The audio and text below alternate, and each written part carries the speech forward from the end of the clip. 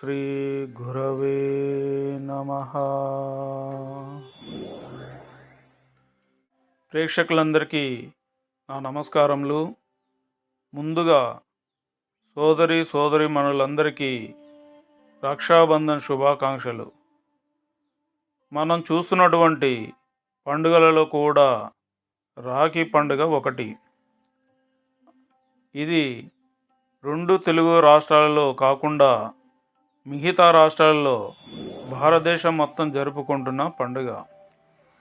ఇది భారతదేశానికి సగౌరవమైన పండుగను కూడా పండుగ చేసుకోవడానికి ఏమైనా అర్థం ఉన్నదా అని చూస్తే అర్థం ఉన్నదనే చెప్పవచ్చును. ఈ పండుగను అన్నా చెల్లెల అనుబంధానికి, పరస్పర రక్షణకు గుర్తుగా భావిస్తాం. అయితే ప్రతి ఆచారం వెనుక ఒక జ్ఞాన సంబంధమైన ఆచారం ఉందా అని పరిశీలిస్తే మన పెద్దలు పండుగల రూపంలో ఎన్నో విషయాలను మనకు తెలియజేశారని అర్థమవుతుంది. ఇప్పటి వరకు కష్టసుఖాలలో ఆడపిల్లలకి అన్న కానీ, తమ్ముడు కానీ, తండ్రి కానీ తోడుగా ఉంటారు అనేది తెలుసు. రక్షాబంధన్ అంటే పేరులోనే అర్థం దాగి ఉన్నదని చెప్పవచ్చును. ఉదాహరణకి బయట సమాజంలో మనకు రక్షణ కల్పించే వ్యవస్థలు ఉన్నాయి, కానీ మనకు మనమే ప్రశ్న వేసుకోవాలి. నా శరీరానికి రక్షణ ఇచ్చే శక్తి ఏమిటి? ఈ ప్రశ్నలోనే రక్షాబంధన్ ఆధ్యాత్మిక జ్ఞాన దృష్టితో పరిశీలించవచ్చు. శ్రావణ మాసంలో వచ్చే పౌర్ణమి రక్షాబంధన్ జరుపుకుంటున్నాము. ఇప్పటి వరకు ప్రపంచ విధానమే చూశాం. ఇప్పుడు ఆధ్యాత్మిక విధానంలో ఏమీ అర్థం ఉన్నదో ఇప్పుడు చూద్దాం. శ్రావణ మాసం వచ్చే పౌర్ణమి రాఖీ పౌర్ణమని పేరు ఎందుకు పెట్టారనేది తెలుసుకుందాము. ప్రతి పౌర్ణమికి ఏదో ఒక పండుగ పేరు పెట్టడం జరిగింది. అదే గురు పౌర్ణమి, కార్తీక పౌర్ణమి, కాముడు పౌర్ణమి అని. ఇలా పౌర్ణమి రోజు వచ్చే పండుగలు దేశవ్యాప్తంగా చేసుకుంటారు. ఇంతకీ పౌర్ణమి అంటే ఏమిటి? చంద్రుడు వెలితి లేకుండా నిండుగా ప్రకాశించినప్పుడు వచ్చే రోజును పౌర్ణమి అంటాము. ఆషాఢ మాసంలో వచ్చే పౌర్ణమి గురు పౌర్ణమి అంటారు. అయితే గురు పౌర్ణమి గురించి పోయిన ఎపిసోడ్లో చెప్పుకున్నాం.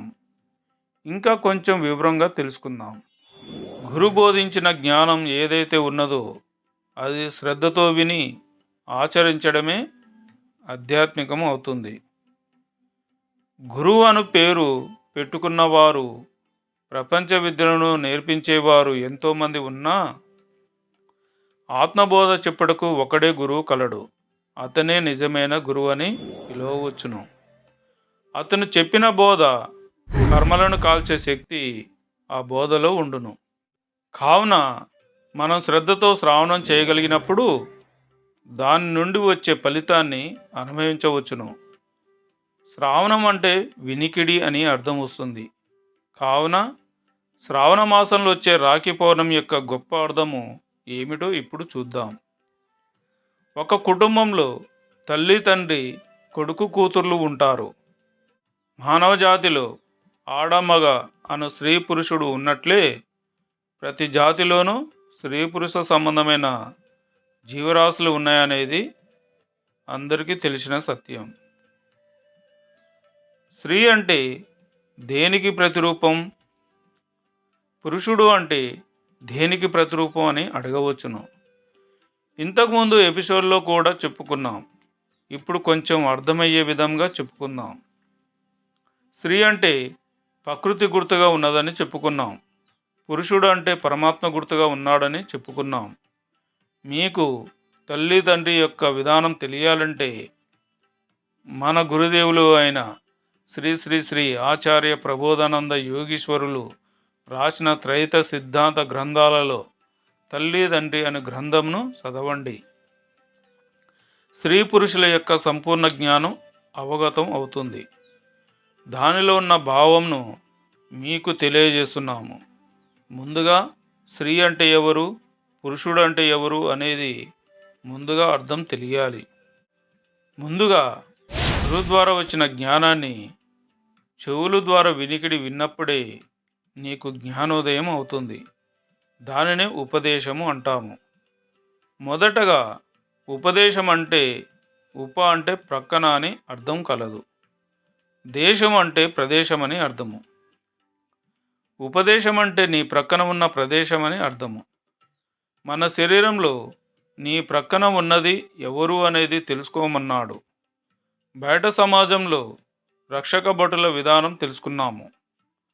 కుటుంబంలో రక్షక వ్యక్తులు ఎవరనేది తెలుసుకున్నాము. ఇప్పుడు నీ శరీరంలో రక్షకుడు ఎవరు అనేది తెలుసుకుందాము. మొదటగా శరీరతత్వం తెలియాలి అంటే ముందుగా నీ శరీర భాగాలు తెలియాలి.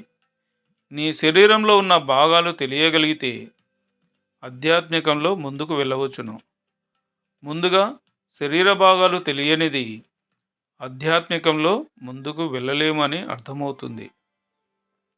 అయితే నీ శరీరంలో నీవు వేరు, నీ శరీరం వేరు అనేది తెలుసుకుంటే జీవుడు వేరు, ఆ శరీరం వేరు అనేది తెలుస్తుంది. శరీరంలోని భాగాలు శక్తినిచ్చి నడిపించేవాడు ఎవరు అనేది తెలుసుకోవాలి. మన శరీరం నడవాలన్నా కదలాలన్నా ప్రతినిత్యం పనిచేసేవాడు కార్యకర్తగా ఉంటూ సేవకుడిగా ఉంటూ మన శరీరంలో ఉన్న ప్రతి ధాతుకణం పనిచేయాలన్నా ఆయన శక్తి లేనిది ఏమీ జరగదు అనే విషయము గురువులకు యోగులకు తెలుసు కాబట్టి వారు పెట్టిన పేరే ఆత్మని అన్నారు. నీవు జీవుడివైతే నీ ప్రక్కనున్న ప్రదేశంలో ఉన్నది ఎవరో కాదు, అతనే ఆత్మని అంటాము. ఆత్మకు ఎన్నో పేర్లు కలవు. ఆత్మబలము, ఆత్మసాక్షి, ఆత్మధైర్యము, ఆత్మహత్య, ఆత్మానురాగము, ఆత్మతోడు, ఆత్మ అనుబంధం, ఇలా అనేక పదాలు ఆత్మ మీద పలుకుతూ ఆత్మ మీద ఎన్నో వాక్యాలు రాయడం కూడా జరిగింది. జీవాత్మకు తోడు ఎవరు అని అడిగితే ఆత్మని చెప్పవచ్చును. మరి ఇంతకీ ఆత్మ స్త్రీనా పురుషుడా అని అడిగితే పురుషుడనే చెప్పవచ్చును. ఆత్మ పురుషుడు అని ఎలా చెప్పగలుగుతున్నారు అని అడగవచ్చును. దానికి సమాధానము మనకు కనిపిస్తున్న ప్రకృతి పంచభూతాలతో నిర్మాణం అయినది. స్త్రీతత్వం అయితే దాన్ని నడిపించు శక్తి కలవాడు ఆత్మశక్తి అని చెప్పవచ్చును. పంచభూతాలతో తయారైన శరీరము గాలి, అగ్ని, నీరు, భూమి, ఆకాశమను వాటిని పంచీకరణ చేయగా శరీరం తయారైనది. తయారైన శరీరాన్ని నడిపించే శక్తి కావాలి. ఆ శక్తి పరమాత్మ నుండి 3 భాగములుగా విభజన చేయడం జరిగింది. వాటిని పరమాత్మ, ఆత్మ, జీవాత్మను దేవుడు మొదటిగా విభజన చేశాడు. విభజన చేసిన పరమాత్మ ఆత్మకు ఒప్పజెప్పి ఆయన ఏమీ పని చేయనివాడుగా అవ్యక్తుడిగా ఉండిపోయాడు. ఆయనకు పని కానీ పేరు కానీ రూపం కానీ లేదని చెప్పవచ్చును. జీవాత్మ ఆత్మ అధీనంలో ఉంటూ కష్టసుఖములను అనుభవించుకుంటూ జీవించేవాడే జీవాత్మని చెప్పుకోవచ్చును. జీవాత్మ అనేవాడు ప్రకృతి సంబంధమైన గుణముల మధ్యన ఉంటూ ప్రకృతి వైపే చూస్తూ ప్రకృతిని గొప్పగా పెట్టుకున్న జీవాత్మని స్త్రీతత్వంగా పెద్దలు చెప్పారు. జీవాత్మకు ఆత్మ మీద దృష్టి ఎప్పుడైతే ఏర్పడుతుందో అంటే నీ ప్రక్కనున్న ఆత్మవైపు నీ శ్రద్ధ పెడతావో అప్పుడే నీకు తోడుగా, నీకు తండ్రిగా, నీకు అన్నగా, నీకు స్నేహితుడిగా, నీకు అనేక విధాలుగా ఆత్మని పిలుస్తాము. ఇప్పుడు అసలు విషయానికి వద్దాము. రక్షాబంధన్ అనే దానికి అర్థం ఏమిటో ఇప్పుడు చూద్దాం. రక్ష అంటే రక్షించేవాడు అని అర్థం. బంధన్ అంటే బంధం కలిగి ఉండడం అని అర్థము. ఎవరికి ఎవరు బంధం అని అడిగితే అది తోబుటోల బంధం అని పిలుస్తారు. తోబుట్టు అంటే నీతో పాటుగా పుట్టినవాడు అని అర్థం వస్తుంది. కావున నీ శరీరంలో నీతో పాటుగా పుట్టినవారు ఉన్నారు అంటే నీ ప్రక్కన ఉన్న ఆత్మ అనేది అర్థం చేసుకోవాలి. అందువల్ల నీ ప్రక్కన ఉన్న ఆత్మను తెలుసుకొని బంధం కలుపుకొని జీవించమన్నారు. వారినే అన్నా చెల్లెల అనుబంధం అని కూడా అంటాము. చూశారు కదా, ఆధ్యాత్మిక విధానంలో ఎంతో గొప్ప అర్థాన్ని చూశాం. ఆధ్యాత్మిక విధానం తెలియాలి అంటే ప్రకృతి ధర్మమైన అన్నా చెల్లెలు అనుబంధం చూస్తే మీ శరీరం లోపల ఉన్న ఆత్మధర్మం తెలియబడుతుంది అని మనకు పండుగ రూపంలో పెట్టి చూపించారు మన పెద్దలు. అన్నైనా తమ్ముడైనా నీకు ఎలాంటి ఆపద రాకుండా కష్టకాలంలో కూడా తోడుగా ఉంటూ మీ వెంట ఉండి నడిపించేవాడే అసలైన పురుషుడు. జీవుడనేవాడు ఆత్మ సంబంధం పెట్టుకొని నీవు యోగివే కమ్ము అని అన్నాడు. అంటే భగవద్గీతలో భగవంతుడు చెప్పిన మాట యోగివే కమ్ము అన్నాడు అంటే ఆధ్యాత్మిక విధానంలో అసలైన అర్థం తెలిసింది అని అనుకుంటున్నాము. అన్న చెల్లెలు అనుబంధానికి జీవాత్మ ఆత్మ యొక్క అనుబంధం తెలుసుకున్నాము. ఆధ్యాత్మిక విధానంలో జీవాత్మ ఆత్మని అడిగితే ఎలాంటి సహాయమైనా చేయగలడు, జ్ఞానధనం కూడా ఇవ్వగలడు అనేది తెలుసుకున్నాము. మరి రాఖీ అని పిలవచ్చునా అంటే రక్షాబంధన్ రాఖీ అని పిలుస్తారు, కానీ రాఖీకి ఎలాంటి అర్థం లేదు. రక్ష అను పదమును సింపుల్గా రాఖీ అని పిలుస్తారు, కానీ మనం రక్షాబంధన్ అనే పదంలోనే పలకాలని తెలుస్తుంది. ఈ కార్యం చేసే విధానం చూద్దాం. హిందూ సాంప్రదాయ పద్ధతిలో చూద్దాం. మొదటగా హిందూ అంటే జ్ఞానం అనే అర్థము. జ్ఞానంతో ఎలా చేస్తారు అనేది తెలుసుకుందాము. ఆడపిల్లలు మొదటగా తలంటు స్నానం చేసి రెడీగా ఉంటారు. ఆ తర్వాత పురుషులు తలంటు స్నానం చేసి రెడీ అయిపోయి ఆడపిల్లలు దేవునికి నమస్కారం చేసుకొని దేవుడి దగ్గర మంగళహారతి ప్లేటు తీసుకొని దానిలో వెలిగించిన దీపంతో పాటుగా అక్షింతలు మరియు పండుగ వాతావరణం కనిపించేలాగా స్వీటు అంటే తీపి పదార్థాలు తీసుకొని రక్షాబంధన్ ప్లేట్లో పెట్టుకొని కుంకుమ బొట్టు పెట్టడానికి కుంకుడుకాయను తీసుకొని రెడీగా ఉంటారు. ఇంటికి పెద్ద తండ్రి మరియు అన్న తమ్ముడిని గద్దె మీద కూర్చోబెట్టి అంటే పీటల మీద కూర్చోబెట్టి బొట్టు పెట్టి చూపిస్తారు. బొట్టు ఎందుకు పెడతారో తెలియదు, కానీ హిందూ సాంప్రదాయ పద్ధతుల్లో గొప్ప అర్థం ఉన్నదని చెప్పవచ్చును.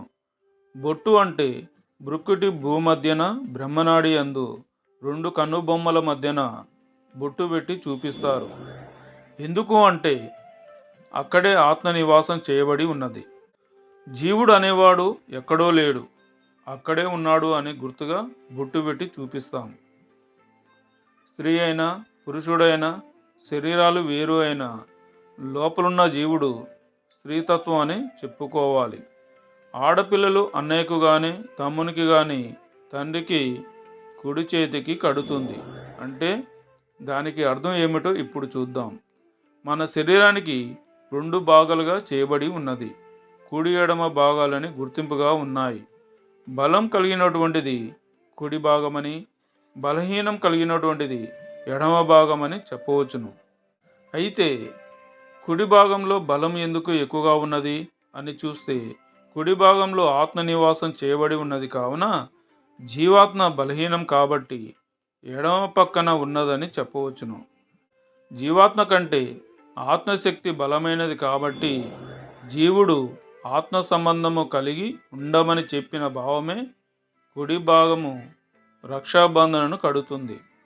రక్షాబంధనకు అర్థము జీవుడనేవాడు ఆత్మని అన్నయ్యకు కానీ తమ్మునికి కానీ రక్ష కట్టడంని తోబుట్టు బంధం అని అంటారు.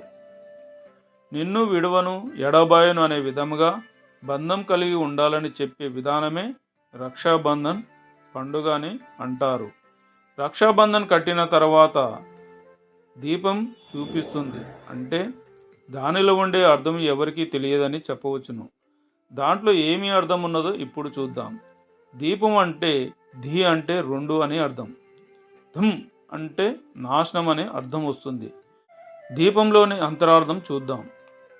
శరీరమును ప్రమిదను తీసుకొని కర్మయను తైలం వేసి అందులో ఒత్తి అను ఎరక నుంచి జ్ఞానమను జ్యోతిని వెలిగించి ఆ వెలుగు అను ఆత్మను దర్శించటయే అసలైన దీపారాధనార్థమని చెప్పవచ్చును. ఆ తర్వాత ఆ వెలుగును ప్రతి ఒక్కరూ దర్శించాలి అని చెప్పుదురు. ఆ తర్వాత తలలో అక్షింతలు వేస్తారు. ఎలానో ఇప్పుడు చూద్దాం. క్షయము అంటే నాశనం అని అర్థము. అక్షయము అంటే నాశనం కానటువంటిది అని అర్థం వస్తుంది. ఆత్మ కానీ దేవుని జ్ఞానం కానీ నాశనం కాదు గనుక దేవుని జ్ఞానానికి గుర్తుగా అక్షయమైనటువంటి అక్షింతలు తీసుకొని తలలో చల్లుతాము. అన్నయ్యకు కానీ తండ్రికి కానీ ఆడపిల్లలకు ధైర్యం చెప్పేవారుగా జ్ఞానం చెప్పేవారుగా దీవిస్తూ దేవునికి గుర్తుగా మన ఈ లోకంలో మంచిది ఉన్నది అంటే అది జ్ఞానమని చెప్పాలి. మాధుర్యం అమృతం వంటిది జ్ఞానం. దానికి గుర్తుగా జ్ఞాన సంబంధంగా ఉండడానికి స్వీట్ రూపంలో పంచిపెడతాం. చూశారు కదా, రక్షాబంధంలోని అంతరార్థం, దాని యొక్క గొప్పతనము విధానం తెలిసిందని అనుకుంటున్నాము. రక్షాబంధన్ మనకు గుర్తు చేసే సందేశం రక్షణను కోరుకోవడమే కాదు, మనలోని జ్ఞానంతో బంధాన్ని ఏర్పరచుకోవాలి. జీవుడు ఆత్మతో అనుబంధాన్ని కలిగి ఆధ్యాత్మికంగా ఎదగాలి.